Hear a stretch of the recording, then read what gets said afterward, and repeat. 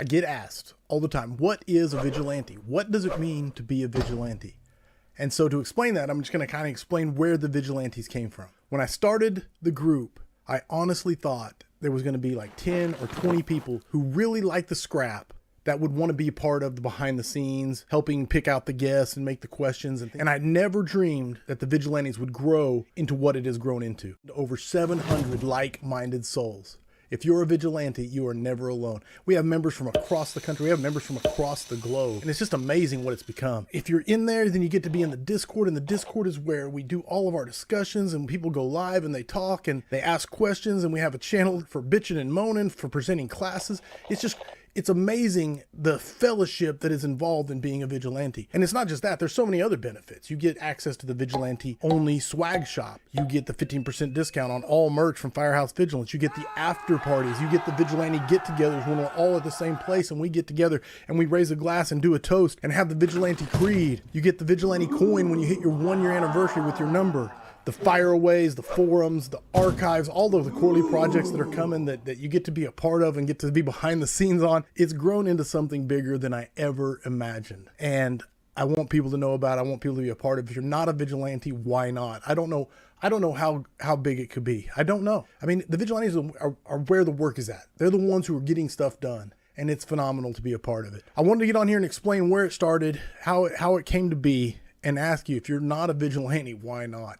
Go to patreon.com/thevigilantes. That's where you sign up. It is $5 a month. I mean, you can't even get a cup of coffee for that anymore. $5 a month and you get to be a part of this unbelievable group.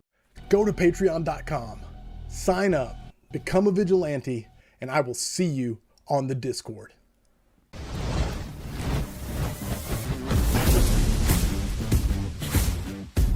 Introducing the Affordable Standpipe Prop, another innovative solution by Affordable Drill Towers. The Affordable Standpipe Prop is a realistic training prop that allows you to conduct real-world training in your classroom and flow water in your parking lot. Crafted with efficiency and affordability in mind, the Affordable Standpipe Prop is designed to meet the needs of engine company training. We took the fire suppression system of a 7-story building, compressed it into 4.5 feet, and mounted it horizontally on our proprietary cart.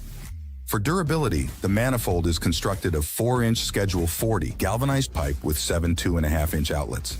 Enjoy effortless maneuverability from 4 heavy-duty casters, 2 that are fixed and 2 that swivel with double locking brakes makes wheeling this prop a breeze. Yet, the locking casters prevent movement when flowing water. The entire unit is sandblasted. An epoxy powder coat finish is applied, followed by a red top powder finish. 2 reinforced shelves allow for transport and storage of fire hose, appliances, and tools. The basic model includes a 2.5-inch Siamese fire department connection, 6 2.5-inch angle hose valves, a system pressure gauge, and a sprinkler head with a control valve and water motor gong. The 7th outlet comes capped. The Affordable Standpipe Prop is available with your choice of Fireground adjustable pressure reducing valves from Elkhart Brass, Zurn, and Giacomini. You can also add the Dixon PRD, a screw-on adjustable pressure restricting device, a 7th standard hose valve, an additional sprinkler head, or the optional speed swivel appliance that can be used on the FDC. We pressure test the Affordable Standpipe Prop to 300 PSI so that you can pump realistic fireground pressures. If you need custom threads, a specific FDC, have any questions, or need a quote, just let us know. Elevate your training regimen with the Affordable Standpipe Prop, setting a new standard in fire department training excellence. Reach us at 84455 Towers or info@affordabledrilltowers.com.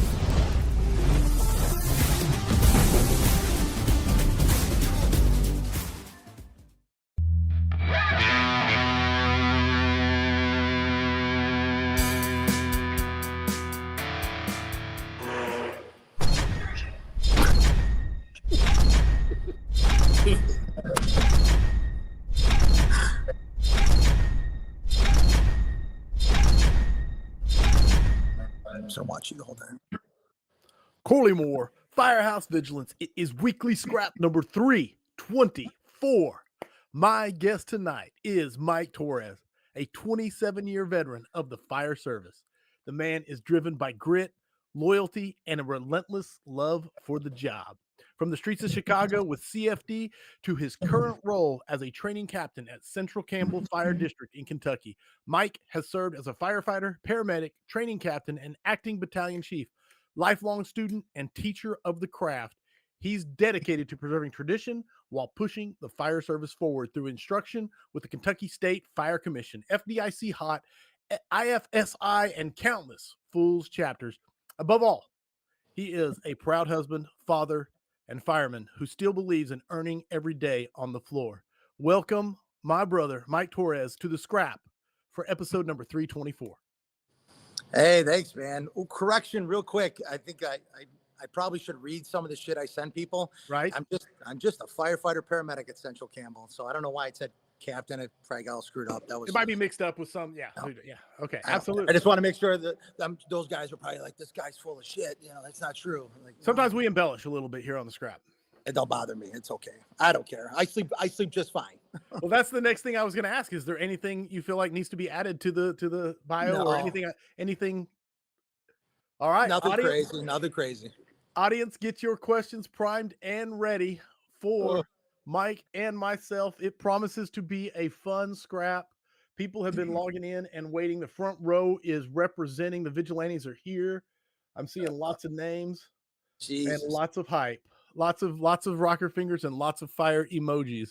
So let's do the sponsors so that we can get right to the Scrap. And we'll start off with Affordable Drill Towers, on a mission to bring you cost-effective and versatile training props, like the Affordable Bailout Prop, which allows you to practice window bailouts, ladder bailouts, and ladder high-point rescues. They also offer the Affordable Standpipe Prop, which you can roll into the classroom for standpipe theory and then roll it into the parking lot and pump realistic flows and pressures. And of course, their mainstay, the Affordable Drill Tower. It comes in several configurations and standard with a standpipe system. Choose from 1 or 2 sets of stairs, integrate it into your existing Connex boxes for multi-story access or freestanding on a slab. All models NFPA 1402 compliant and gain you ISO credit. The only thing that you cannot do on an Affordable Drill Tower is live fire training. Call Steve, 844-55-TOWER, or drop an email to info@affordabledrilltowers.com. When it comes to building your perfect attack package, you cannot just slap any nozzle on any hose and hope for the best. That is a recipe for failure. At Snap Tight Hose, they are not just trying to sell you hose. They are there to make sure you get the right hose paired with the right nozzle for your crew and conditions. Their team of experienced rep knows their stuff inside and out, and they're ready to help. No ego, no judgment, because knowledge is power. And at Snap Tight Hose, they bring both. Visit snaptighthose.com to connect with a rep and start building your ideal hose and nozzle package today. And last but not least, firestationfurniture.com. They provide a complete line of quality fire furniture for your firehouse. They are firefighter owned and operated. They understand the strain firefighters put on furniture and offer furniture that's built to last. Visit www.firestationfurniture.com for more information. And now the bills are paid. Mike Bull, is it Mike the Bull or Mike Bull? You know what? That nickname is, I got that years ago, and that wasn't even, it has nothing to do with fire related, believe it or not. Oh, that really? was the hardest. Yeah, nothing Related. Is there a backstory? Yeah, it's simple. It's easy. I started off as an electrician, believe it or not, in local 134 back in Chicago. And there was this old timer, this Italian guy, Eddie Lickner, and he had a bad back. So we're pulling this phone cable. It's got to be this thick. I don't know, a couple hundred count, super big. And poor Eddie's back sucks. He can't do anything. I'm like, Eddie, get out of the fucking hole. I got this. You know, get out of the hole. I started pulling and he goes, you know what, Mike? I'm going to call you Mike the Bull Torres. That's what I'm going to call you. And it stuck with me since I was 17 years old. So that's such a great fire name. And you got it from being an electrician's apprentice. Electrician, yeah. So it had nothing to do with backdraft or any fire related. I mean, it has nothing to do with it. It was just Eddie Lickner, God rest his soul. He passed 2 years ago. He had cancer. So what a good man, though. I mean, just funny story. I was a young kid. I had no idea. Hey, there's a lot worse nicknames to get, like especially considering the trades. Yeah, 100%. I was the trades were unique. I learned a lot. Life lessons, a lot of life lessons there. Well, speaking of life lessons, it's a great segue to our first topic, mentorship. And, we're going to kick it off with that. Of course, the audience is already starting to fire off with questions they're going to be throwing at you. But let's kick it off by saying, what does the word mean to you? What does mentorship mean to Mike Torres? God, I remember, I think it was maybe my fire officer one class. I was taking it through IFSI and Illinois Fire Service Institute.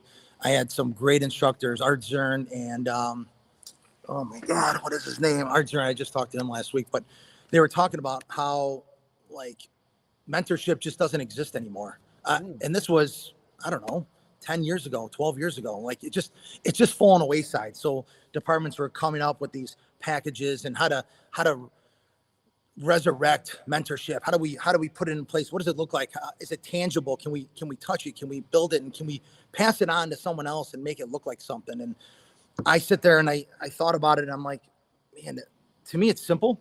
I don't know. It's simple. It's someone teaching me all my mistakes, my failures, and passing them on as I pass it on to someone else. Basically all my flaws, looking at it from a point of view of like, hey, Mike, I did this. I'm going to walk you through it. And a lot of it, to be honest with you, this is going to shock a lot of people. It's more life lessons than anything. I don't think it was a lot of fire service related stuff. It was more being a father, just being a human being, being a person, being a man. I think it was just those qualities. And that just bled over into the fire service. I took how to be human, how to be a man, how to be a gentleman, how to be a father, how to be a son, and take that, how to be a friend, how to take that information and correlate that with the fire service. That's kind of how that worked out. And I see it as mentorship is to me, it's how to teach somebody to be a better person. It's fire service related. That's what we're talking about. That's why we're here, right? That's the information. But it's actually how to be a better human, I think, in my opinion. Again, everything's that's powerful, dude. No, that's powerful because it really does get down to the core of it. And I want to ask you this question, which is, you were in the trades, obviously, before you became a firefighter, at least a little bit, long enough to get the nickname. But I stayed the whole time. My whole time I was a fireman, I was an electrician. So I stayed. Oh, okay. It continued on. Nice. Hey, at least you picked my brother-in-law is not allowed to hear this. At least you picked one of the better trades to pick. Some people beg to differ, man. Beg to differ. They think we're sissies, man. Electricians are sissies, but man, whatever. Well, my day off gig was laying tile because there was two things I could do, which was I could roof and I could lay tile. So I slung tile. And I take tile any day. I don't know, man. But they say I don't know, dude. Over roofing for sure, without a doubt, especially Oklahoma heat. But all right, but I don't know how old you were when you got into the fire service. When I started as a volunteer in hometown, I stayed there almost my entire career. That's where I kind of learned everything. That was the place where I started. That's my heart. People have asked me before, what do I love more? Do I love CFD or do I love hometown? And I love this. I love CFD because it paid the bills, great benefits. I got a lot of experience out of there, consistency. I learned a ton. Right. But hometown, I would say, molded me. They had this cookie cutter and they built me. I got to take it apart like a Monopoly game, and I get to build and do things. And if I screw up, it isn't too drastic, right? You had a bunch of young kids building a department, running a department.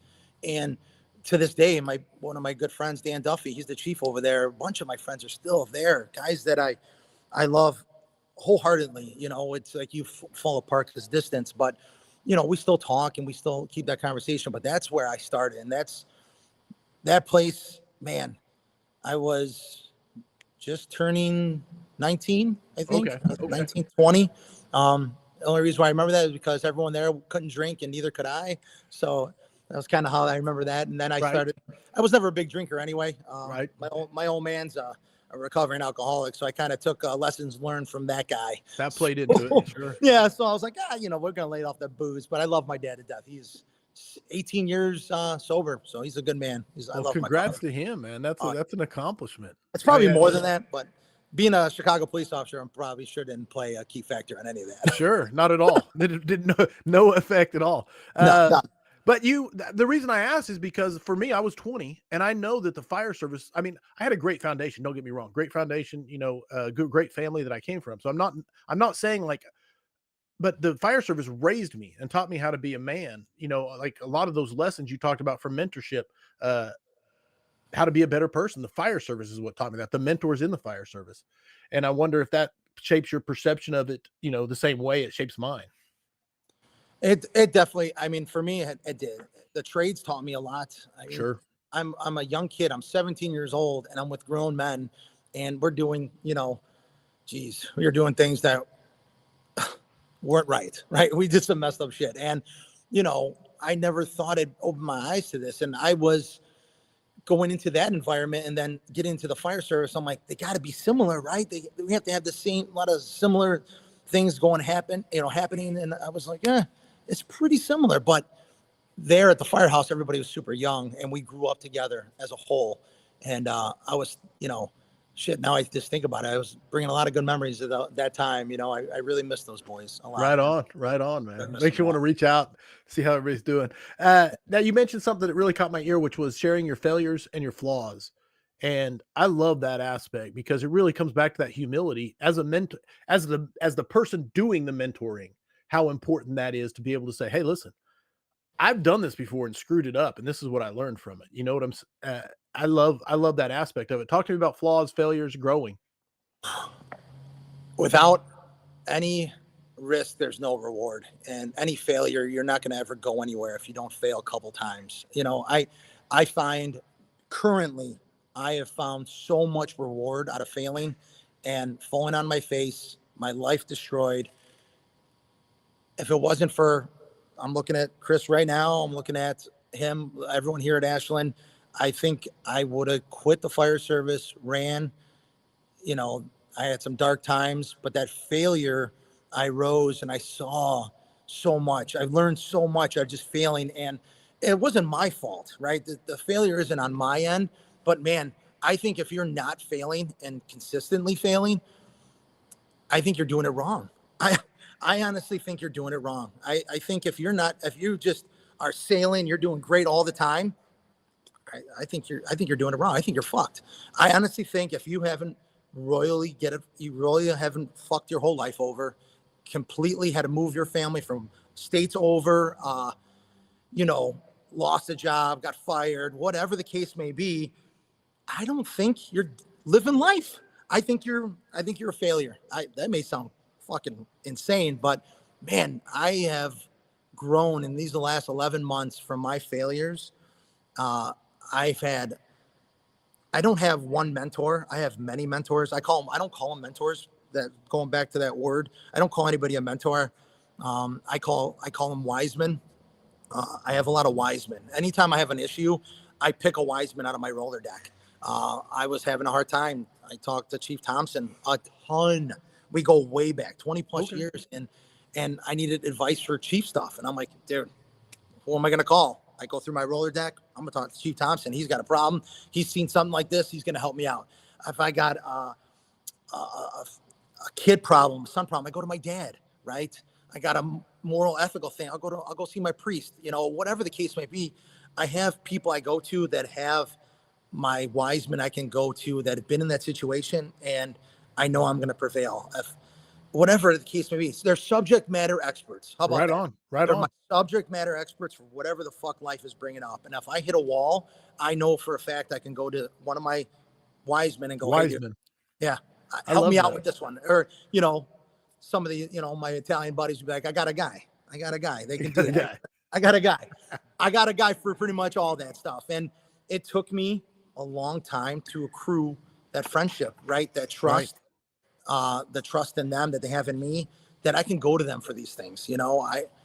I feel honored and humbled that I can go to them and they can do the same thing for me. I think it's selfish if you don't. Like, if you don't sit there and call me when you're in a rut or there's a problem, I'm actually pissed that you didn't call me. Sure. Right? No, I like that. Maybe I can help you out. I don't know. Maybe not, but hopefully I can give you some wise words, or at least we can all laugh about it. And then again, having that my failures, the reason why I'm in Kentucky is because my life took a shit a couple months ago, 11, 12 months ago, a year now, right? November, right? A year ago. And holy shit, like, I never thought I'd ever lose a job before, let alone get fired from a job for doing what I should have been doing, is protecting my guys, right? Like, you never thought that something like that would happen, but it did. And that's where, I find myself, that failure, I have found success. I have found vulnerability. I found a lot of that. I think I have to retake my fire officer 3 and 4 because they didn't transfer over. So I'm taking fire officer 3 or 4 right now. And subject came up in some of the skill sheets, and we're talking about, being open and showing your men that you have this softer side. And I said, it's vulnerability. Now, I think there's a fine balance between that. Like, you can't just be like, I'm soft, I'm going to cry every 2 seconds. I don't think that's what we mean. But I think if you give that, you open up this is going to sound cheesy as shit, open up your heart a little bit and show them that, hey, I've had these struggles. As a man, I never cried so much in my life a couple months ago. Like, shit, dude, I didn't want to be here, right? I thought I was a loser. I'm like, how did I go my entire fire service career? And I thought I made a good name for myself. I had a good reputation. I had people respected me. How the fuck did this happen to me? How did I get here? What did I do wrong? Do I suck at my job? Right. Am I not good at what I do? Did I not protect my people? What the fuck? I'm telling you now, like, I never felt worthless. But with that and talking to more, and I was doing a couple classes back and forth in Texas. I was talking to Justin over at the Colony. I was talking to all endless dudes, and everyone's like, man, I lost my job, or I got fired once and I had to start all over. I'm like, you did? Like, yeah, I was fucked, like, okay, that's impressive. Okay. All right. So I didn't feel so bad, the pain. Right. And I said, hey, how did you do it? They're like, dude, I say it all the time. And I kind of like, just said it back to those guys. I'm like an alcoholic. I take it one day at a time. Every day, one day at a time. One day at a time. Just one day at a time. Let me ask you, because you said, you got your wise men, and you said you got a guy for that. I love that. I absolutely love that. And it's such a powerful thing for everybody out there. Start building it, man. Start building that network. But on your network, as a like you talked about, talking to Justin Fraze and Scott Thompson, and all the different people. Obviously, do you consider yourself an easy truster, or is it hard to trust? Which way do you fall? Do you give out trust easily and then let people betray you, or are you very guarded? Which way do you go? Jason Demas. He's in I think he retired from Aurora. I think he's retired. Jesus, Jason, if you can answer that question, text me. Jason used to have a leadership card and a trust card. It's like a business card. He would hand it out to people. And you have his trust, and you're leader. You're my boss. You're my leader. I trust you. You're my mentor. And at any time, I can revoke it. So I live that same way. When he told me that, I live that same way. You have my trust. I trust you. Go ahead. Go for it. Do it. But as soon as you learn it, dude, you have burnt everything. Lose my number. Don't call me. You're fucked. Like, I'm not going to badmouth you. I'm not going to talk shit about you, but I ain't going to support you either. So, I mean, if we're behind closed doors, I'm not a gossiper. I hate doing that shit. I really don't like talking about people at the kitchen table. I'm just not one of those kind of guys.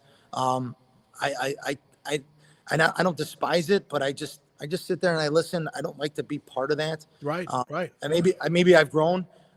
Maybe in the past I probably did it and I saw the ugliness of it. So I'm like, we're not going to fucking do that anymore, because at some point that trust was given to me and I'm violating that trust, right? I'm violating that sacred vow that we have amongst at least firemen. I mean, I'm sure other places have that trust, but I'm very easily handed out, but it's not hard to lose it. You fuck up, you're out. You're fucking done. Then pack it up, pack your shit.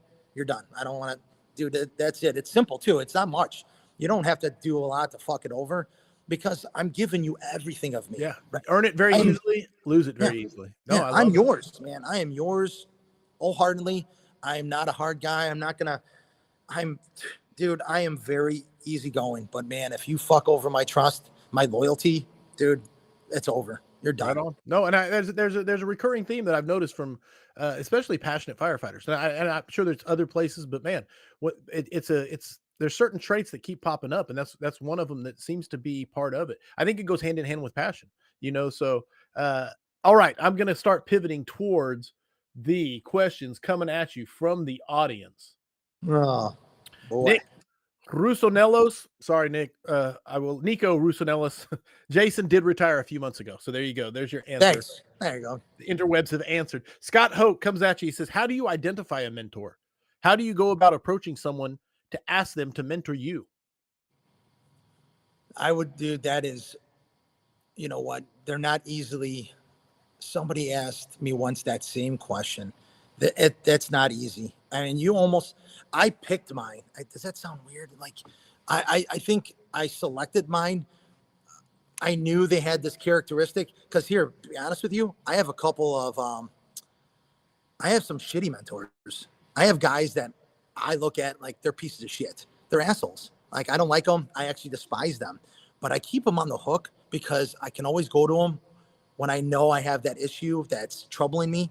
So to answer that question, this is going to sound corny. I'm sorry, but I maybe in my old age, I don't know, but something tells you here, man. Something tells you that there's something inside you. Like, this guy is, I don't know, he's like me. It's kind of romantic, but you find that person, you're like, man, we're together. We're on the same wavelength. I don't know what it is, but I can go for you for shit. I trust you, man. And that trust, that simple look in that individual, man, woman, I don't care, whatever, chicks with dicks, whatever you're into, I don't care. That person, you're going to find that bond with them, and you're going to select them to be one of your guys and have them be one of your guys. And you're going to feel it. They're going to know. I think I heard it on a bunch of podcasts, and a lot of military guys say it, that 3 a.m. friend. That's the one. That's the kind of mentor. That's the mentor you're looking for. I know I can call Chris at 2:00 in the morning. He's going to help me. He has proven it time and time again. I don't even have to get started with my kid got into an accident out here. Easy money. There were 2 different hospitals, 3 phone calls. We had a whole fleet of guys at every hospital taking care of my kid, his buddy. We had people everywhere. 2 phone calls, not even that. And That's the shit I'm talking about. That is, to be honest with you, it's rare these days in the fire service. They don't exist. That sounds real fucked up, but it's true. They don't exist anymore. It's all about a lot of me's here, man. A lot of I's and shit like that. And they're not like how we came about, where I can count on just about anybody in the firehouse. Right. No matter what. The brotherhood, though, in Kentucky, I can tell you right now, is alive and well. That whatever you thought was like, man, not every firehouse and fire service and department across the country are like that. Maybe there are some, but man, this state, it's pretty interesting. I love it. I can go in, and it's so open. It's so warmth, man. Everybody here is like, hey, what do you need? We're here to help you. Like, it doesn't matter what the problem is. No, come on in. Screw it. You're a fireman, right? Cool. Just come on in. We'll fucking take care of you. So, I mean, that feeling makes it a little bit easier out here, dude. Way easier. Great question from Scott. A good one to kick it off from the audience. So keep them coming. John Lawless coming at you, and I like make them easier, guys. Shit, make them easier.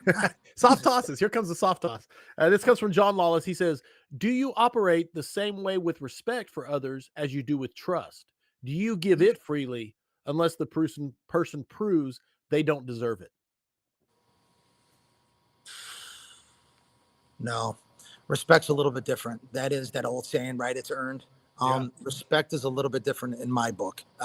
Trust is one thing. Respect is 2 different things, because there are some individuals that will cloak that cover it up with some makeup. You can wipe trust away, and then the respect will show up with the wet wipe, on that person's face. You know what I mean? So respect is something you're going to have to earn. That's going to take time, right? Those are one of those time events.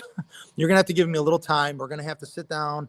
You're going to have to show me that I can respect you, because I respecting and trusting are 2 different things in my book. No. Right? In my book, you have trust in one hand, respect in the other. And I trust a lot of people, and people trust me. That's different, especially on the fire ground. Respect is something that you get with your name, your title, what you have done, your street cred, your pedigree, where you came from, who do you studied under? Who do you call your guys, your mentors, your friends? Like, who do you carry yourself with? You travel in this organization. You got this cadre, you carry out these cadres. Like, who are you traveling with? That respect, that you have to be careful with that too. There are individuals and people you travel with, you hang out with, that is also their respect too. Your name is attached to that person's name too. So be cautious, right? Be cautious with how you just toss around your respect.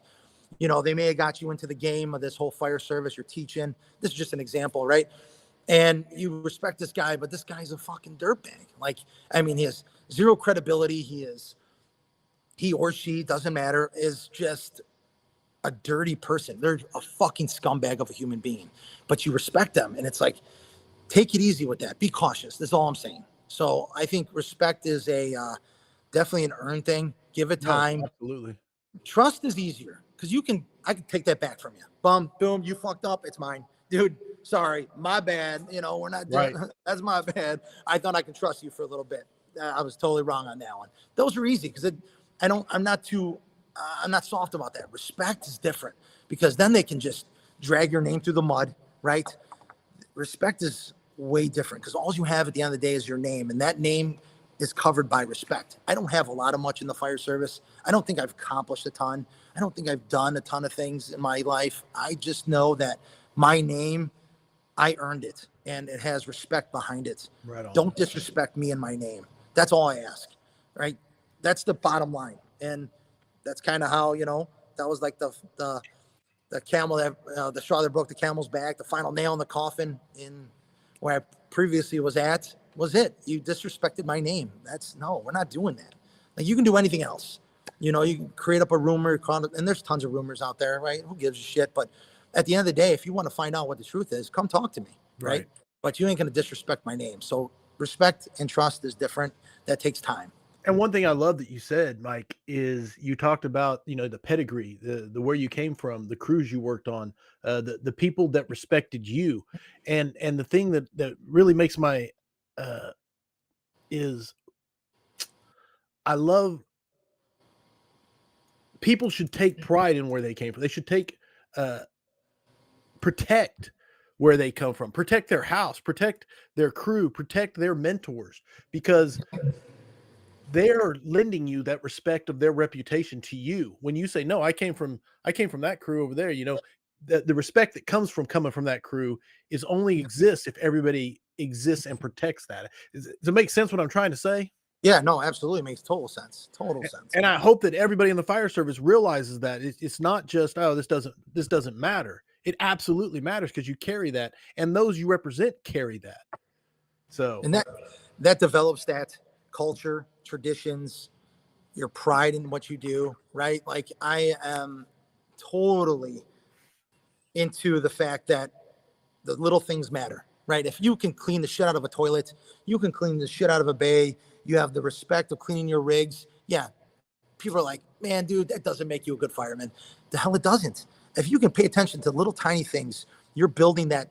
Can you imagine what the hose beds are going to look like when you rebed your hose packs, right? When you do your high rise packs, when you're cleaning your ladders, when you're cleaning your tools, you're making sure that your tick is charged, your flashlight, your box lights charged all the time. Like, those are the things that I believe you grow into that stuff, and that pride, that protection, like you said, you're protecting that culture you're building, that brand that you're building, right? For this is just you for now.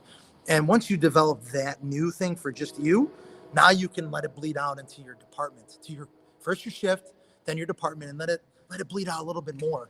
And then you start to get that pride, that ownership, right? That culture, right? Right. Traditions are different, right?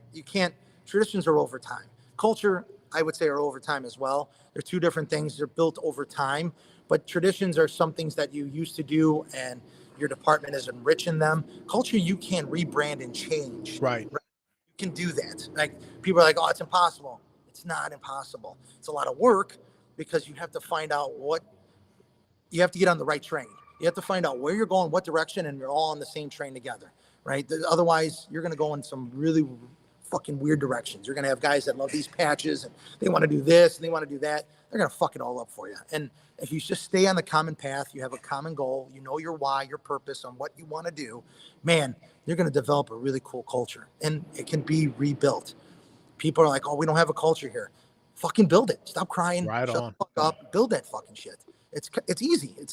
I say it's easy, right? It's a lot easier said than done. But, and again, there are departments, Ashland, you have a department that has a history, a tradition of wealth, and it's kind of easy here, right? Like, it's easy to have that culture. Chicago, Cincinnati. I mean, you name a department like of huge history of traditions, like well rooted, it's easier for them, right? They can just kind of bounce off. They can, Sure, but sure.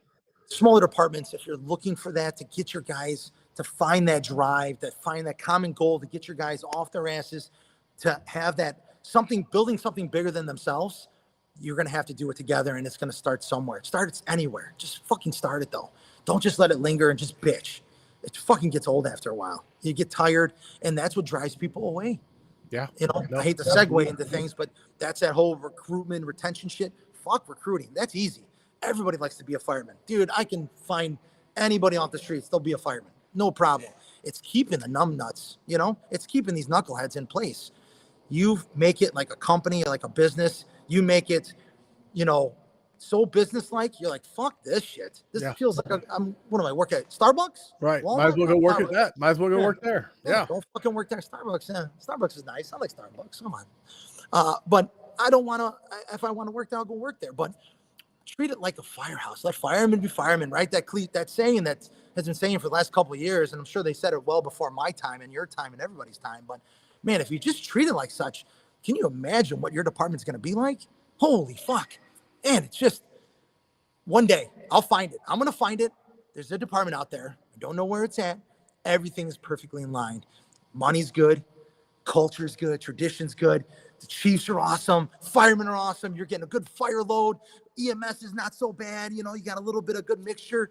That's the unicorn. It's out there. I just don't know where it exists. You got to find it. I got to find it. It's out there. And if you can't, fucking like the Field of Dreams, bro, build it. They will come. If you build it, they will come. I'm telling you, but you know what it is? It's fucking fear, dude. These guys are afraid of their own fucking shadows, man. You got chiefs and departments, firemen departments themselves as a whole are so afraid to try something different, try to risk something, try to be vulnerable and go to the outside and try something different.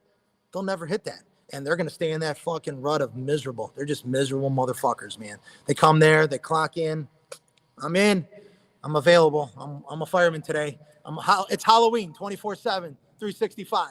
They're fucking firemen. That's it. No, and Anthony Castro says it best. Like promotes like. You know what I'm saying? And so as they get into positions, they look for other people that are like them, and that's how we've gotten where we've gotten.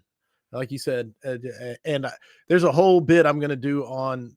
Anyway, no, that now you got my brain cranking. So no, absolutely great answer, great question, Lawless. Absolutely great question. Great answer, Mike. Matthew Pierce says, Matthew Pierce wants to know, how do you handle getting put on shift riding next to a person you don't respect and has lost your trust? Do you change how you operate, watching your back the whole time? Oof. That's a tough man. You asked for easy questions and they sent that at you. What the fuck, guys? Jesus Christ. Is he can you respond? Is he a company officer and he's not? Or no, he says riding next to. So we'll say he's on your level. He's on your level. Back step. Let's just say he's back step, not your level. Right. Back step. You still have a little bit of control. I think everybody in the firehouse has control. From the newest guy, 1 year guy, you have control. You have some kind of voice. The smaller department, the more of a voice you have. The bigger departments, you're kind of just a number. I was 20230. You know, that was my file number. Something like that. I honestly think you should, in my opinion, kill that fucker with kindness, right? So what? He's fucked you over. You have no trust in him. And what's really fucked up is that you have to go into a building with him. That's where trust of all places I really need you to be. That's sketchy. I don't know. I'm not there. I don't know that for you. I think you'd have to, when you say watch your own ass, I don't just mean inside the firehouse. On the fucking streets, dude. You're going to have to watch your ass out there. That's hopefully the other brothers and sisters out there can keep an eye on you. But I kill that dude with kindness every day. Every day. Like, you never offended me. You never screwed. Yeah, you screwed me over. You lost my trust and my respect. You don't respect me. I respect him 100 times more. I would drive him insane. I would make you feel like you're the greatest thing since sliced bread. I would come to you for advice. I wouldn't take it, but I would come for you like, hey, I don't know, Joe Blow. Hey, if you had this situation with this, he'd love it. He'd think oh man, he's coming for me and I'd fuck this guy over. Dude, that's what I would do. I don't know if I would get a fucking thrill out of it, I guess. It would actually drive me. That would be my enjoyment every day I go to the firehouse. That would be my enjoyment. But yeah, I would kill that dude with kindness. Watch your ass out in the streets, though. Seriously, that is sketchy. That you have to be careful with. All right, I got one coming. I'm always leery when I see a question like this when I ask it. I don't know if there's an inside joke or not, so I have to be careful. It may be, it may not be. It also may be some, but it's Mark Torres coming at you. Mark wants to know, Mark Torres from Midwest here. I want to know if you have any siblings, and if you do, would you want them to follow in your footsteps or take a different career path, either police work or fire work? Mark, you're an asshole. That's my brother. Okay, I wasn't sure, yeah. but yeah. That cocksucker's calling me on my phone. He's called me 7 times. I'm like, you know that we're doing this. That little fucking prick. I love you to death, Mark, but you're still a pain in my ass, and I'm still your older brother, so you can go fuck yourself. You know what's sad? That kid can kick my ass. That's the bad thing about it. He's a cop, so I guess to answer that question, I would have been in heaven if my brother was a fireman with me. I guess my dad and him are both cops. That was just I wanted to be a cop. Oh, don't kill me, right? Don't kill me. I can tell you right now, and I said in another podcast, I wanted to be a cop more than anything in this world. I wanted to be like my dad. Right, right.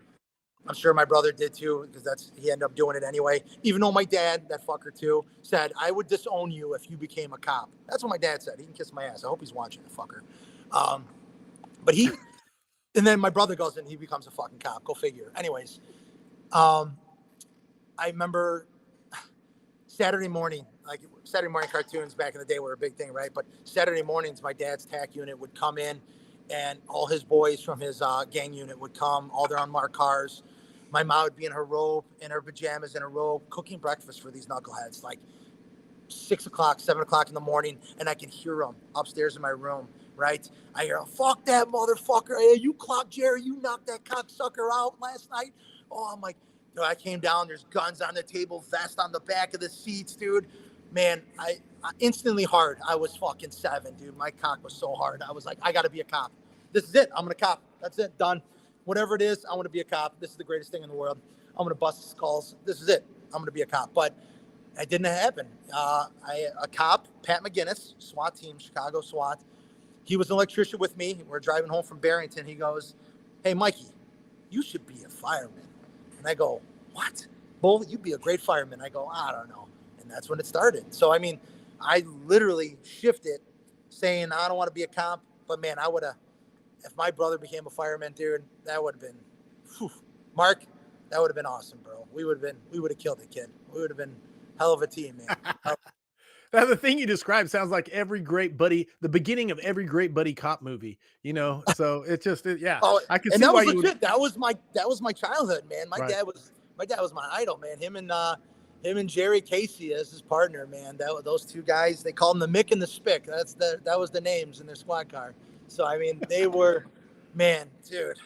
Being a cop would have been interesting, but I think I would have been locked up by now. Kyle Piverall wants to know, Mike, if I do not have a built-in mentor, like a company officer or BC, my natural rank, how can I go about finding one? I'm just a 30-year-old backseat fireman trying to learn and grow the passion. You know, guys, you don't have to have somebody under your roof. It'd be nice. It'd be nice to find somebody that's under your roof at your firehouse to be your mentor, somebody that you follow and leads you and takes you by the hand, or, you know, if you're in prison, holds your pocket. You would want that person. But in reality, you can find it anywhere, right? You can find that person just about anywhere. You know, maybe we should, Corey, I think we should create a match.com, but it should be like mentor.com. Oh, yeah. You know? No, there's some potential. You know, but in all honesty, you can find dudes, go to these classes. When you take these classes and you go out, these fools organizations, you want to find somebody, that's where you find a couple of them, man. You find some like-minded individuals that have that same mindset that you have, that have the same problems. We all have the same problems. It doesn't matter what firehouse we're in, what department, what part of the country. Some are a little bit different than others, but we're all the same. Dude, go to these classes. You're going to find tons of them everywhere. They're everywhere. Just go look for one. It doesn't have to be under your roof. Go look somewhere. Go to those classes. Get their numbers. If they're genuine dudes, if they're a bro, like my buddy Mike Keeney from Austin always says, if he's a bro, he's going to give you his number, say, hey, fucking call me. You got a problem, fucking call me. and that's what you need. They're out there. So don't feel weird that it's not in your house. Granted, you want a guy in your house, but if not, don't worry about it. Beautiful, beautiful answer. Get outside the walls if you need to, man. Absolutely. Yeah, Scott Hoke said it. I was going to say that too. Fools Group's amazing, amazing, amazing place to find it if you have one in your area. The other thing, if you don't have one in your area, or even if you do, but the Vigilantes, it's online and it is like-minded souls gathered together. The Vigilantes are unbelievably supportive group, and there's some good, solid dudes in there. Scott Hoke says, on the flip side, how do you approach someone that doesn't have a mentor and offer to mentor them? Honestly, I don't think you should. Yeah. My opinion. No, I'm liking your direction.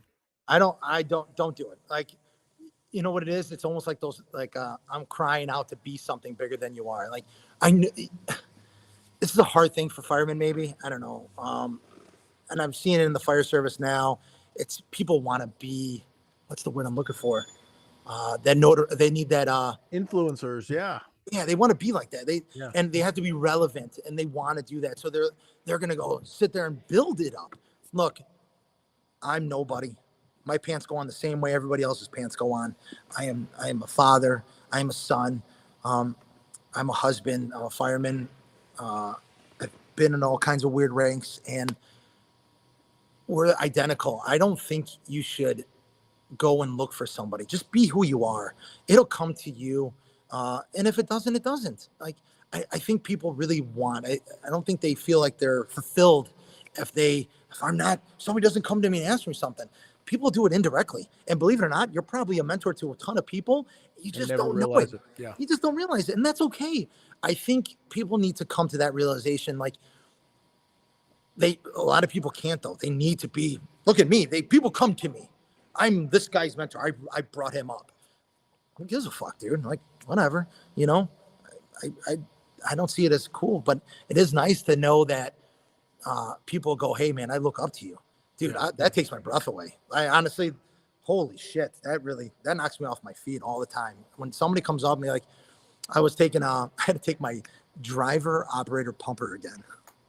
Jesus Christ. So I'm sitting in class with this kid, and this kid, Josh, goes, hey, Mikey, I know you from somewhere, Mike. And I go, I don't know. I've been around, nothing special. He's like, no, I don't know. Day goes by. Next day comes in. He's like, I remember you. And I go, from where? He's 15 years ago. I was a junior in a 4-H club in a junior camp. Chris, we taught at it, remember? And he's like, you taught us there. And from that day on, you meant so much to me. And I'm like, Jesus, fuck, dude, you're going to make a grown-ass man cry at 8 o'clock in the morning. 15 years later, he's now a firefighter going through pump operator. Dude, that's pretty dude, bad. That's an impact. Yeah, and I was like, man, it's just dudes like, hey, they call me up, man, I learned so much, and blah, blah, blah. Those things really, man, I don't tell a lot of people, but man, they're really, it feels good, but also at the same time, but it's like, shit, dude, like, maybe I am doing something all right, Well, it also creates a thing that you have to live up to it now too. So it's like an accountability thing, it really does. It reinforces itself. And the one thing I will say about mentoring is if you are in a position of a company officer or a battalion chief or whatever position of authority you're in, you owe it to your people to invest and empower them. Absolutely. And, and that's that formal mentoring. And if you're not doing that, you are abdicating your responsibility and you are failing them. All right. That's my little rant for that. But, no name listed. I don't know if that's actually his YouTube name or if there was just no name listed, but it says, do you recommend departments have a mentor program or let the dudes ask someone to be their mentor instead of assignments? Do you like formal mentoring? I like that you have it and you need it. Like, if you don't have one, I think it's really cool. Wheaton was the first place Wheaton in Illinois was the first place I ever heard of it. Those guys, Jeff, a bunch of guys, Wheaton, Lou Lake, those guys had a mentor program. That was the first one I ever took. And I said, wow, you guys have this? This is weird. Like, they had a CD, a book, and how it's broken up. And this is when IFSI was doing their leadership and development course. Sure. It was really cool to see and be a part of that, which on a fireman level at the time when I was there, to actually feed and give input as the end user. I think that If you don't have one, develop one, and that's a good course. Because if you don't have a direction, you have to create some roadmap. You have to start somewhere on a map, right? There's a dot here, and there's a fucking dot here. You have to get somewhere. If you don't have a dot in a location, you don't know where you're going. You're gonna get. That's what people call it when you get lost. If you don't have a point where you're going in the start of an origin of somewhere, a starting point, you're going to be a lost cause, and you're never going to really get your answer. You're never going to develop anything. The wheels are just going to spin. Oh, you remember that one time we could have had something great? Just fucking do it. Execute, right? Just execute. If you got an idea, fucking do it. It fails, guess what? Man, I learned so much for fucking up, dude. I love fucking up, actually. I enjoy fucking up so much. It's almost better than doing the right thing. I don't know. Maybe that's really, really bad to say, but I think I learn a lot more from screwing it up. And if you don't do it, it's always going to be like, well, what have we, the shoulda, coulda, wouldas, right? But what do you want to do? Like my buddy Holiday always says, what are we trying to do here? So find out what you're trying to do. If you're just trying to create that mentorship or that program and you don't have one, build it and see what happens. If it's not good, then you failed, and start again. Try something else. Go on the outside. See if there's something on the outside that can help you out. But there are great departments that have great programs that have them. Dude, the fire service is, like Chief Zern always says, I've never had a creative thought in my life. I've only regurgitated it, right? Right. That is something I say a lot. Thanks, Chief. And it's true. Why try to reinvent the wheel? There are some great departments that put a lot of work in behind it. Ask permission first and give credit where credit's due, please. And go, hey, can I borrow this? Because this is awesome, right? Like, that's just the right thing to do. So if you don't have one, create one. I think it's a good idea. I don't think you're going to go wrong. And if you fail, hey, guess what? You're going to learn a really good lesson real soon. I love it. And dude, such good stuff coming. And there's so many, like literally we have a dozen questions we haven't got to, but I like this one a lot. It's, what's the biggest, you talked about little things before. You talked about little things and the importance of them, but the question, I don't know who sent it. So whoever sent it, you can claim it. What's the biggest little thing that can influence culture and gain the respect of your people? Great question. I like that question. What's the biggest little thing thing that you can do to affect your department? Is that what? Influence your culture and gain the respect. I would say dude, I just watched that John Candy special. I forgot the name of it. I Am or something like that. I am what I am. That's what I say that a lot. I am what I am. There's nothing you can do. So the answer to that question is the small little thing you can do just as an individual is be genuine. Be you. Just be you, man. Don't change. Don't try to be somebody you're not. Don't try to embellish. Don't create a story. Don't do any of that. Just be who you are. If you're, if you are a shitbag, it's going to show improvement, right? You're going to see like, hey man, Mike was a scumbag and look what he's done now. Look where he's become. I am who I am. I rarely change. I say I'm like a chameleon. I always blend into whatever situation I'm in, or, when you're in Rome, be like the Romans kind of saying, like my dad would always say. I think if you can just adapt, you'll be okay. But be genuine. That's all. Just be genuine. Tell the truth. Be genuine. Tell the truth. That's it. Simple. You can't really fuck that up. That little thing gains things. So you're genuine, right? Good 3 things, right? Genuine. If you're genuine, you're going to get trust. People are going to be like, dude, this guy just doesn't lie. He's genuine. He's always there. He always tells the truth. So he's always backing me up. So more trust is gone. And then if I follow through, I get respect. It's simple. It's and you're just, that has nothing to do with the fire service. Nothing. None of that has anything to do with fire service. Back to being a better human being. Yeah. You're just a fucking human being. That's shit that my mom taught me, that my dad taught me, and my grandparents taught me. That is just stuff that they taught me. Hey, just be a man of your word. Don't lie. Always tell the truth. Don't steal. Don't touch what doesn't belong to you. Shit like that is just, boom, there you go. And now you got this fire service. Fuck, some dude's probably going to write a book about it. You know what I mean? Like, it's not hard. It's a fairly easy thing to do. Just be a good fucking human being. You'll be all right. So, I mean, be genuine, tell the truth. You'll gain all of those things. It's a simple, easy domino effect. And I love it because it ties right back into the original question we started with, which was your definition of being a mentor. And it's really just teaching people how to be better people, how to be a better person. Pretty simple. No, it's beautiful. And the best things are, man, like you said, now someone go write that book, become a millionaire. Yeah, go do it. Go do it. Just, hey, credit where credit's due, damn it.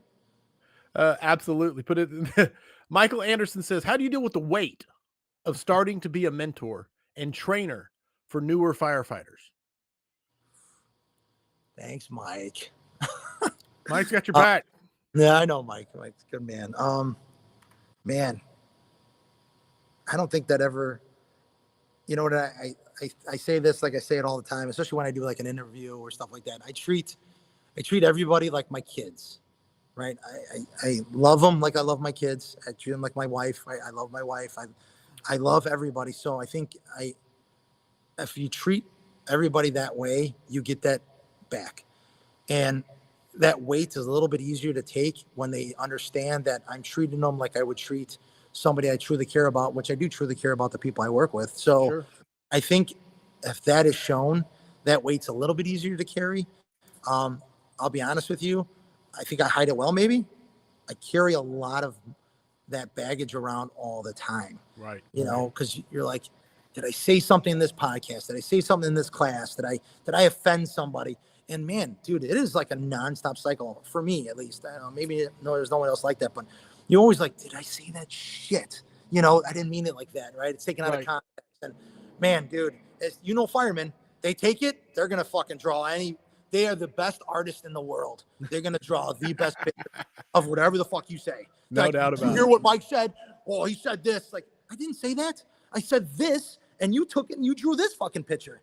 Stop that, right? So I think that weight is heavy because I'm always trying to be better, try to mind my P's and Q's, and I try to develop that a little bit better and try not to, you know, I try not to carry that burden so much, and I practice on my family. It sounds horrible, but it's like, man, how did that go? Was I a good enough father? Did I work? I'm going to take that. I'm going to apply it at the firehouse with another Sure. guy. No. And it seems to work for me. I mean, everyone has their way, I guess, but for me, I think I'm learning a lot.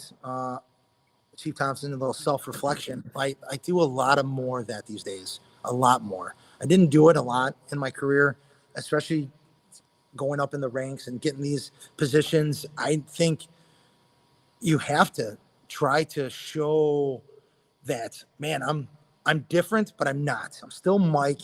I'm still who I am, but there is that new level of I have to show you that I'm still the dad, right? I'm still a parent, and I'm going to treat you as such, but I'm going to give you that leeway. I'm going to give you that freedom, that trust, because I'm going to trust you. Do the right thing, act like firemen, and man, if you just allow that to happen, let it flow, you'll be very optimistic. Very optimistic. Is that the word? Very pleasantly surprised what they're going to do out there, right? You're going to Right see on. what your fire department's going to do, your guys, your crew, and that weight again becomes easier. Right. I mean, just open your mouth and fucking talk to people. You know how much I would love to have chiefs just talk to you? Here, this is going to sound really fucked up. I had a chief not too long ago. A lot of bad things the man did, but there did a lot of good things, right? He did one thing and he listened. He opened up communication.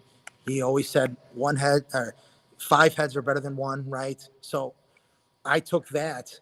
Remember, I got shit bags. Remember, shit bag people I go to? That's a shit bag.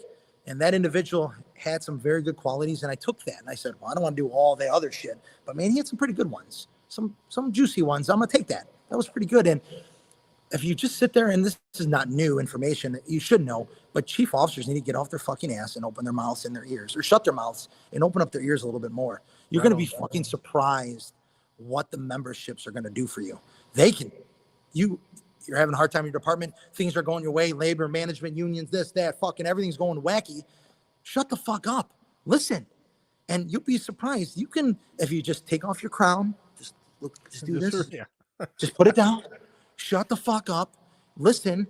Work with them. Little humility there. Take the ego off. Man, you're going to go a long way. Your fucking department you might change. You might keep the people you thought were going to leave. Right You might have done, let them have a company patch. Stupid shit like that. Just Right on. weird shit. Right on. Preach it. Just Get you fucking on hear the them out. Yeah. And listen, I will say one thing on the weight. Yeah. If that weight ever goes away, that's when you need to look in the mirror and make sure that you are. I'm not saying it should never go away, but if you don't feel the weight of that responsibility, then you need to look in the mirror and make sure that you're still taking it as serious as you should. Oh yeah, you're not if that weight's gone, you're not alive. Mm. You think you food for thought for all the fucking people listening. And I'm sure a lot of people know this. You haven't made it when that's happened. You'll never make it. You're never going to make it. You're never going to be the best at this job. You're never going to know it all. Yes. Fuck, you're never going to be able to teach it all. Ground ladders. I love ground ladders. Everybody knows this, right? I love truck ops, but I love ground ladders. And I don't know it all. I go to class, I'm like, dude, that was fucking awesome. Whatever the fuck that was awesome, right? And I'm like, I'm going to add it to my repertoire, see if it works for me. So, I mean, I think when that weight's gone, you think you've made it, you need to either quit, do something else. I don't know, but you didn't make it and something's wrong. The matrix is broken. Right They're on. off in the matrix. Absolutely love it, Mike. Absolutely. Dude, that was, like they said, soundbite, timestamp. Beautiful. I circled it. I don't know if you read books or not. I don't know if you're a reader, but I always ask my guests the question, what is a book or books that you think firefighters, doesn't have to be fire book, but any book in the world that you think firefighters should read? Man, I really loved, I have to look it up.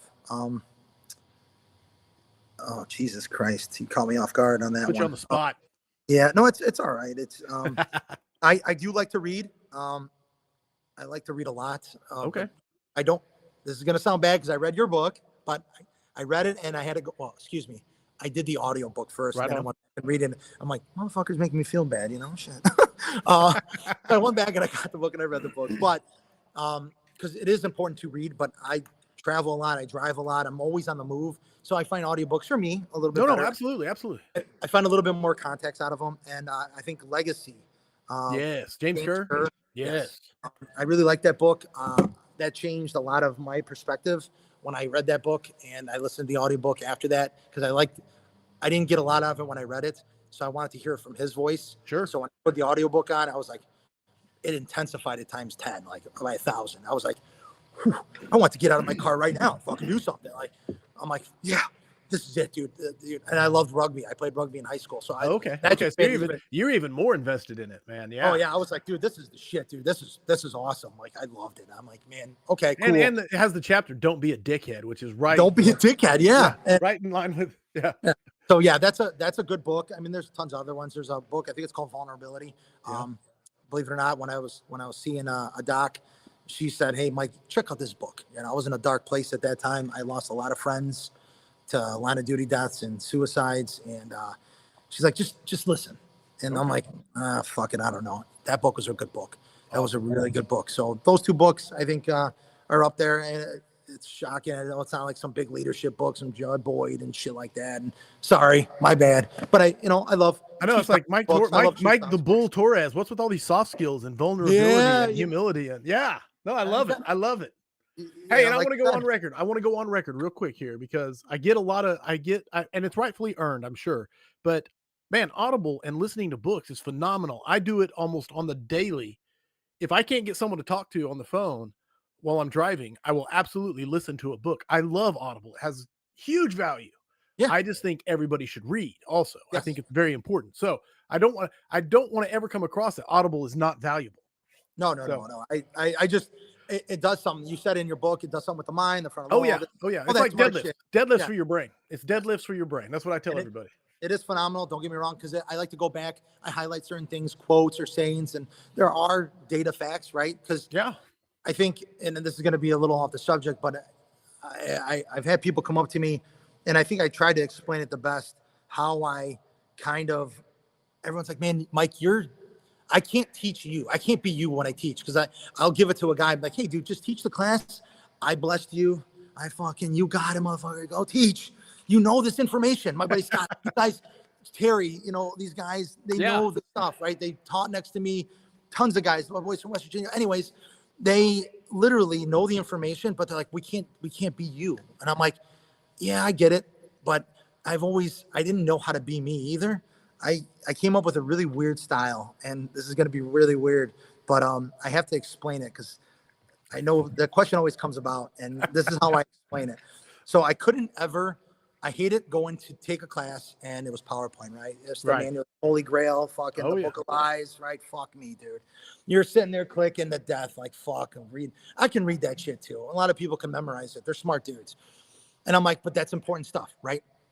important information. So I have to get that. So I went and I saw some professors at huge universities, you know, the big guys that sit at the chalkboard, and you're all the way up here. You're looking down at this guy. He's nerded out, talking about whatever he's talking about. Super important, very knowledgeable data. It's important information to get across. So I had to get that style. I wanted to learn that, but I'm like, I'm going to put people to sleep.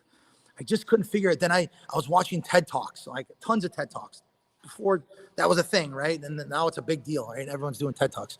It was fast, in the motion, in the minute, 30 minutes or less. And it's like, hey, I got to get this much information to you right now because the mind only takes 20% of it. So boom, let me give you what I got to give you and get the fuck on, right? Right. I'm like, man, I could do that, but I just can't piece it together. So I'm sitting there watching on Netflix. I'm watching some stand-up. I think it was, who's that Italian guy? That Italian I could try. There's lots. I mean, I yeah, no, fuck. Look, Nick DiPaolo. I was trying to think of somebody else, or no. He's a big name guy. No, young guy. Fuck it, whatever. Anyways, he fuck, I can't remember his name. Jesus Christ. Anyways, Mike's locked up. He can't move on. Go ahead. Yeah, go. I was laughing my ass off, and I was like, that's it. Anytime I learned anything from my buddies or anything else, it was either very sick, disgusting, or hilarious. And I took that information, but guess what? I never forgot it. So I decided to teach, be comical, keep it short and brief, a TED Talk, but I have to get that important information like a professor and give it to you. So I took all those three, and this is my style, right? Yeah. It may not be for everybody. People are like, dude, you know, I've had complaints. Then I had outpouring of people like, dude, that was the best thing I've ever heard in my life. But I can guarantee it. I don't care. It's called adult learning. I'm teaching you a way to understand stuff. The fire service learns a certain way. And if it's perverted, if it's something about to do with a dick or any kind of sexual orientation of anything, and you say fuck more than 6 times, they seem to remember everything. I don't know what it is. We're simple creatures, but man, you seem to gather it. And if I can just take all that important information, that data that you need to know and understand and remember. And the other thing, Tony Robinson, the big guy with the big smile, also motivational guy. Yeah, motivational guy. I was always wondering why he always asks the question and then he wants a response, because he says the brain only takes 20%, 50% if you write it down, over 80% if you ask a question and they give you a response back. Wow. And I'm like, well, go fuck me. How about that? So I would sit there and ask a question like, oh, yeah, it's 3,000 pounds, or it's this, or it's that. It's like, look, I'm not trying to be a dick. I'm trying to give you the whys. But, man, you sit there and you retain those stupid-ass questions because you can't sit there and write it down because everything's hands-on. Sure. So I find you take a lot more back, and I sprinkle a little comedy in there and a couple fuck this, fuck that, and talk about some weird-ass shit, off-the-wall stuff. They're like, dude, that was disgusting. But, man, I remember it now. It is what it is. It is what I know this. The first time I saw you teach, which was when, and you let it off with, look, I'm Mike Torres. I'm teaching my class. My style's not for everybody. It's like anal sex. Some people like it. Some people hate it. It's like broccoli. I was like, oh, okay. I'll probably never forget that. Yeah, you got to get them going. You got to get the guys. You got to get. Well, you definitely had the attention. So, like you said, it's not for everybody. It's not. But you know what?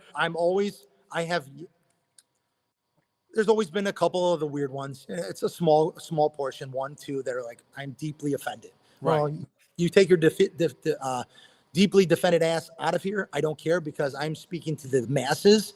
They give a shit. And I'm always been in good company to where I know I'm comfortable enough to let it loose, and they take that information. They know that I'm getting something valuable here. Yeah, it's really weird. Like, it's going to get weird, but man, they take that information. Right. To this day. I have people still tell me like, hey, Mike, right? Pink sock, baby, right? I have people telling me some sick shit, but they remember it 15 years later. Right. And I'm like, hey, that's a win. I don't care. It's a win for me. I'm happy with it. Yeah, I love it, man. Absolutely love it. Thanks for breaking that down too, man, especially where it came sorry. from. No, I don't know how I got on that, but so we guys always ask that weird question. We do a thing on the scrap. It's called the 5 questions for firefighters. We've done it every scrap since the beginning. It's changed a little bit. We're currently on version 5.0. I should know 5. I say it with a lot of question marks on it. But there are 5 questions. There are no right or wrong answers. They're just your opinions. And the points are passed out by me completely arbitrarily with the help of the audience. So, Mike Torres, are you ready for the 5 questions for firefighters? Go. Here we go. Number 1, you can do anything. in the world except be a firefighter, what would you choose to be? It's gonna be weird. I want to be a vet. A veterinarian? Veterinarian, yeah. Okay, Yeah, okay. veterinarian. I like You love animals? I like animals there. Are you a dog guy, cat guy, both? What? A dog guy, dog guy. Okay, just checking, just checking. My daughter's gonna. I hope my daughter's watching this. She knows You passed the test. I fucking hate cats. God. I like it. I like it. Absolutely, man. I'm a dog guy. Max points, easy, man. My dogs are laying down here on the floor right beside us. So I love it. Max points right out the gate. And I don't think anyone's ever said veterinarian before, have they? Okay, Yeah. Sam says no. No one has ever said vet. Oh. You own that one all to yourself. Number 2, it's job town. It's time. You are en route and responding. You got to think of the scene from Backdraft where he slaps that tape into that cassette deck. What song are you playing while en route? Shit. I was thinking about that. I do like that song.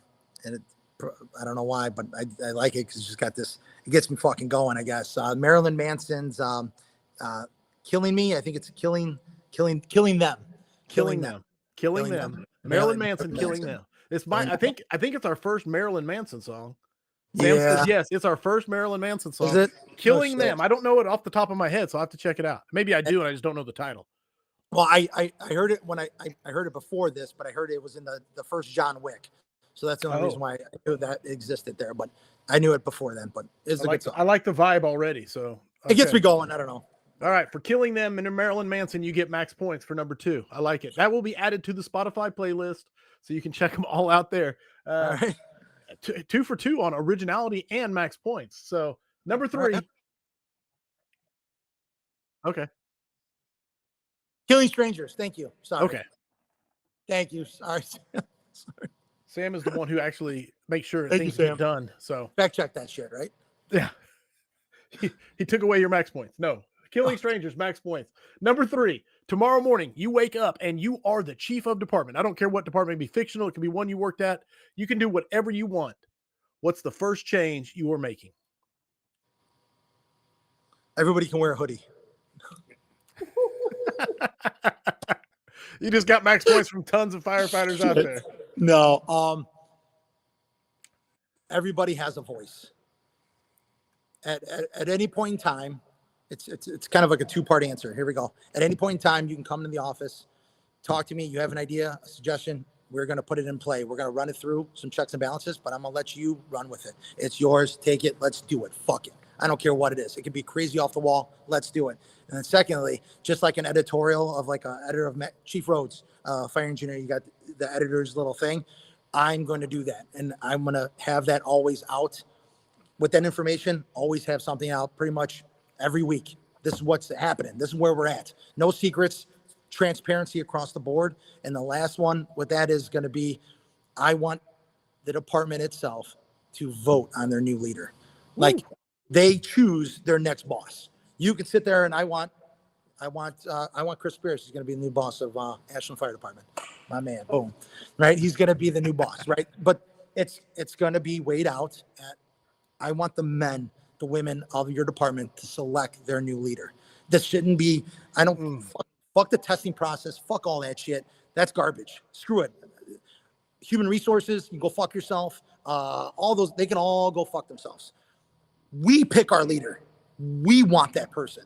That's what I want to do. I'm going to change that. That's going to happen. I love it, brother. You had me at that. You had the biggest response of the night, I think, was hoodies, because you got max points from like 40 people like instantly. But they all said everyone has a voice, max points for the voice, max points for transparency. So that absolutely resonated. And then, dude, when you said, max points for the leader chosen by, max points. So 3 for 3, you're crushing it, Mike. This one's on the clock. You are riding backwards, backseat firefighter. You're on a 4-person apparatus. You can pick ladder or engine. It's a 4-man apparatus. You can choose anyone. Who is your dream company to ride with? You get 1 chauffeur, 1 officer, and 1 backseat firefighter beside you. And go.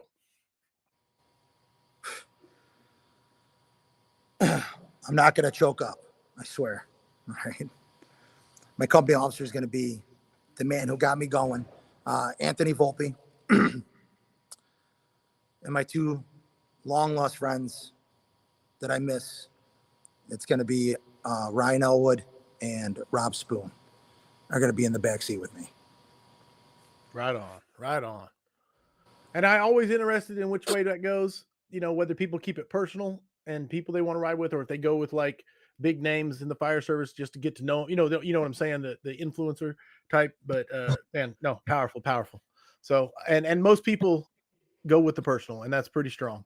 So I didn't get the names exactly right. Elwood, Spoon, and Volpe. Volpe, VOLPE. Okay, Volpe. All right, there you go. Max points for the on the clock, 26 seconds. And then the final question, it's never changed. I don't plan on ever changing it, but there's heavy fire and searchable space. Would you rather be assigned to the nozzle or first in on a window initiated search? I'm going to take the VES. I'm going to do the window search. That's what I'm going to do. It's pretty cool to be on the pipe, but doing that's what we were made, right? That's why we were designed, is to do this, right? To do this job. And that is something that we were meant to do. We got the NFPA pajamas. We got all the cool shit and all the cool toys. And you know what? Grab your shit, grow a dick, and get going. Just go. Everyone talks a mean game. They always want to be this fucking badass until shit has to be done. Fucking do it. Let's go. So VES all day. Not many things. I haven't heard NFPA pajamas. I can't believe I've never heard that. I don't know where I stole that from. I forgot who told me that one. That cracked me up. But max points, brother. I would have been surprised, because I always try to pick which way is Mike going to go. Is he going to take the pipe and surprise me, or because you're the ladder guy? You know what I'm saying? You teach ladder, so I'm expecting you to say VES. But the thing is there's no wrong answer to these. It's the reasoning behind them that I want to hear. And like, yeah, absolutely crushed it. 5 for 5. Max points from Mike Torres, and that officially puts 324 scraps in the books. My man, if people want to get a hold of you, what is the best way to go about doing so? Just like I said, the social media is pretty easy. I mean, just Bull Mike, whatever. Just look me up. My name's Mike. It's not Bull, but just reach out to me, private message me, and I'll give you my cell number. I mean, I'll do it now. I don't care. 773-428-1507. Just text me, give me your name and what's up. If you need help with something, just give me a holler. I don't have all the answers, but I'm always somebody that I'm quality to listen, and I'm always looking for a challenge. Like if you got something that's going on, and shit, I like challenges too. So it's a mind puzzle for me. So the fire service gets me going. So if you got a problem, I like to hear about it. I want to know. It's kind of curious to me. Love it. I absolutely love that. Now the shit's gonna blow up. My phone's gonna go. Everybody texting me. I just thought about that right now. I'm like, shit. But it's all right. Fuck it. Whatever. It is what it is. Two things. One thing is I always ask for a challenge from the guest to give to the scrappers that are listening tonight, something to challenge them before the next scrap next Tuesday. So a 1 week challenge, basically. What's the challenge from Mike Torres to them to try and accomplish before the next scrap next Tuesday? So the next guy on your show, right? No, this is for the audience that's listening. You're challenging everybody that listens to it between now and then, a challenge to get done. It could be anything. All right. I'm challenging you, or everybody, I guess. Yeah. I want you to be honest. Just be honest. I want you to be honest and be more vulnerable. And I want you to trust at least one person, at least one. Just one. Just do one. So don't go crazy. Don't go full retard on me, okay? All right? Just go one and be a little vulnerable with that individual. Make sure you screen them a little bit. And when you screen them, him or her, whatever, screen them, feel that trust out, find them if that's the one, right? You're getting married, right? This is a marriage. We're past dating, so we're going to get married. And this is what you want to do. Seal the deal, tell them your intentions, and see what happens. But yeah, trust one person, be more vulnerable, be honest, don't lie. Let's see what happens. I'm kind of curious. I like that's a different challenge. It's a different kind of. I like that. And it ties in with everything you said tonight. So be a good human being. This is a little life hack for getting in there. I like it. Cool. the last thing I like to ask my guests is, who do you think should be on the scrap? I'm always looking to grow my audience, and or not audio, obviously my audience, but my network. And one thing I do is I fall in love with my friends that I want to have back on and back on and back on. But there is I want to grow and meet new people and grow the network. So who do you think should be on the scrap or come back on the scrap? Because we've had a lot of guests and you can't possibly know all 300. So you may say somebody who has been on. But who would you like to see have another scrap or a scrap? Man, God, that's intense. Oh God, Corley, I don't know, man. That's, you don't want to say, I'll at least say this. No one you had on before. I know it sounds really shitty because a lot of them are my friends, but none of them. Right. Okay. I know my Dave Mullen tells me, he's like, we should do a conference and it should be called the No Name Conference. I want everybody to find that one person that is, this is going to sound awful, but it doesn't mean, I'm not trying to be ignorant. I want a nobody. I want somebody that is nobody, but is something. And they're out there. They exist. They are the ones in the shadow. They're doing more work than I'll ever do. Right. They're hitting pinnacles faster than I ever will. That's the person I want to see. And I don't know who it is. No, that's fair. That's fair. And Mike, I'll be honest with you. I'm constantly, and that's the reason I asked the question is because sometimes you know that person, but I don't. And you know what I mean? And I'm always looking to find those people that are, they're the grinders at their department. They're not doing it for recognition. They're not trying to grow a social media page. They're just trying to make their department better, or try their crew or insert whatever. And I'm always looking for those people to have on. And there's lots of them out there. I just don't know them. And so, and it's hard to find them because it's hard to find them because they don't advertise themselves. They're not looking to go on the scrap. So anyway, that's the reason I asked the question. So it's a beautiful thing. All right. My housekeeping, go to patreon.com/thevigilantes, go become a vigilante. Like if you want to find people who feel the same way about this job, we are the like-minded souls, and absolutely you will find people who feel the way you do. One of the cool parts about being a vigilante is you get to go to the after party, which is happening in a few short minutes with Mike, where we are going to roast Mike for his performance here on the scrap. And Sam is posting the link right now as we speak. So with that being said, next week on the scrap, you had Mike Torres tonight. Next week, you get Bobby Eckert. So you go back to back, boom, boom. I'm excited for that conversation. And then it is the return. Then it is the one and only the Hump, Jeremy Humphreys. And so he will be coming on the scrap. Speaking of vigilantes. All right. Enough jabbering from me. Mike, you absolutely crushed it tonight. I cannot tell you thank you enough for taking time out of your life to spend live here with us and all the scrappers. Thank you so much for spending your evening with us. Thank you, man. This is a huge honor. I want to thank Matt, Preston, a bunch of other dudes that my brain is not working at the moment. So there are so many guys. I'm thankful to you for even asking me. Like I was literally blown away. Fields was just telling me, he's like, I was there when he asked. I'm like, I know, dude, this is a big deal, bro. And I'm trying not to let it be a big deal, but dude, there was a ton of people asking, hey, why haven't you had Mike the Bull Torres on? Mike Bull Torres. The Bull. Seriously, I had like quite a few people messaging, emailing. So no, absolutely. And when I finally got to meet you in person, because that's one thing I do like to do is have a connection with I rarely cold call. I rarely try to, unless I just don't know the person. I try to reach out through. But anyway, long story short, dude, you absolutely crushed it tonight. It was a lot of fun. Oh, I appreciate it. Thanks so much. And like I said, thanks again. And thanks for everybody out there. Thanks for all the good questions. Mark, you go fuck yourself. If you're still watching, I love you, but you still go fuck yourself. Oh, I love you, Yvette. Thank you. I know she's watching, so thanks. Right on.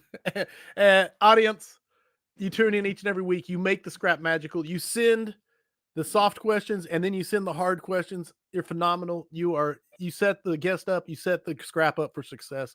Without you, it wouldn't happen. So thank you. I love you for tuning in. Remember, mutts don't scrap. I hope the tones stay silent unless it is burning. The job will never be safe. So stay smart out there.